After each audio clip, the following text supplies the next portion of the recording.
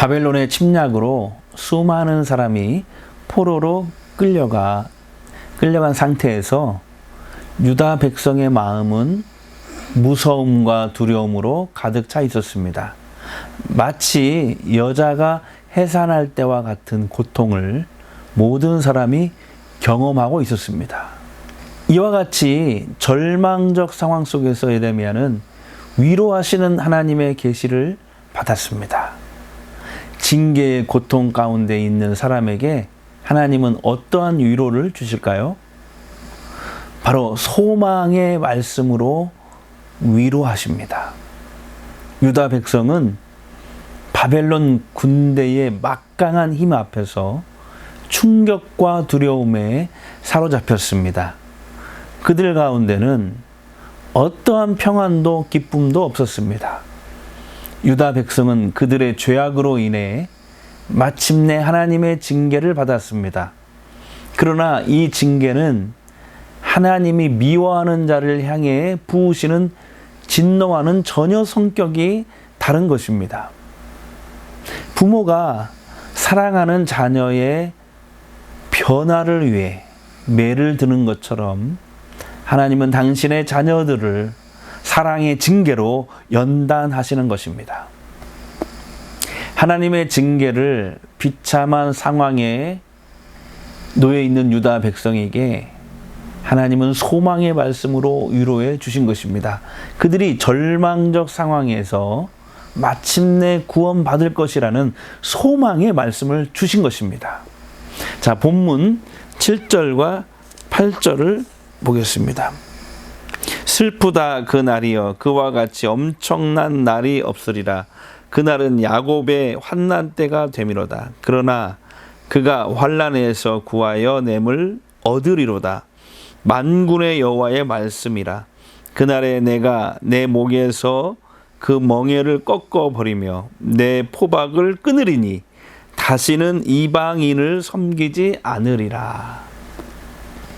때가 되면 유다 백성을 묶고 있던 모든 결박이 풀어지고 그들 목에 씌워져 있던 멍에는 꺾일 것입니다. 하나님은 자비와 위로의 하나님이십니다. 비록 사람의 죄악 때문에, 그들의 죄악 때문에 하나님께서 징계를 허락하셨지만 징계는 결코 끝이 아닙니다. 징계를 통해서 하나님이 이루고자 하는 목적이 있습니다. 그것은 바로 하나님을 거역하던 죄인들이 다시 회개하고 돌이켜서 하나님과 바른 관계를 회복하는 것입니다. 그렇습니다. 징계의 목적은 하나님과 관계 회복 때문입니다. 신앙은 하나님과의 관계, 이웃과의 관계를 말하는 것이죠. 기독교 신앙은 특히 하나님 사랑, 이웃 사랑입니다. 세상의 우상 종교들처럼 일방적이지 않습니다. 관계입니다. 우리는 관계입니다. 우리는 무엇보다도 살아계신 하나님과 친밀한 관계를 맺어야 합니다. 말씀과 기도를 통해서 이런 영적인 도구를 통해서, 수단을 통해서 하나님과 친밀한 관계를 맺어야 합니다. 하나님과 관계 속에서 세상을 이길 힘을 얻게 됩니다. 세상을 살면서 닥치는 모든 어려움을 이길 힘도 하나님과의 관계를 통해서 얻게 됩니다. 이웃을 사랑하게 되고 이웃 사랑을 실천할 수 있는 동기와 힘도 하나님과의 영적인 교제를 통해서 얻게 되는 것입니다. 그러나 하나님과의 관계가 잘못되면 모든 것이 다 어그러지는 것이죠. 하나님께 돌아온 유다 백성에게는 의와 평강의 풍성한 복이 약속이 되어 있습니다. 10절과 11절을 보겠습니다. 여호와의 말씀이니라. 그러므로 나의 종 야곱아, 너는 두려워하지 말라. 이스라엘아, 놀라지 말라.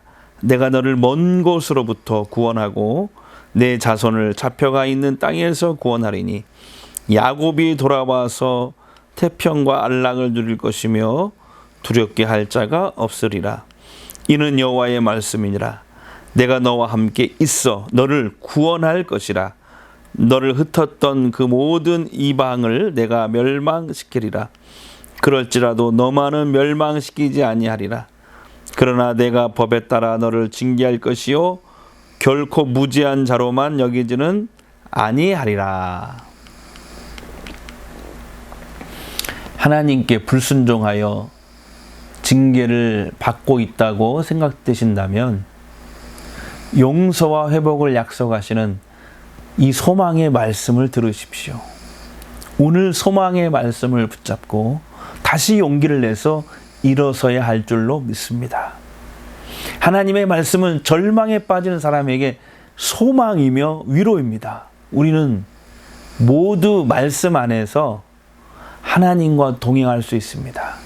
절망적 상황 속에서 누군가의 도움을 구하거나 인간적 지혜를 의지하기보다 말씀 안에서 만나주시는 하나님 앞으로 나아가야 합니다. 하나님이 우리에게 말씀을 통해 새로운 힘과 능력을 공급해 주실 줄 믿습니다. 오늘 하루도 주의 은혜가 충만한 그런 하루가 되시기를 주의 이름으로 축복합니다. 감사합니다.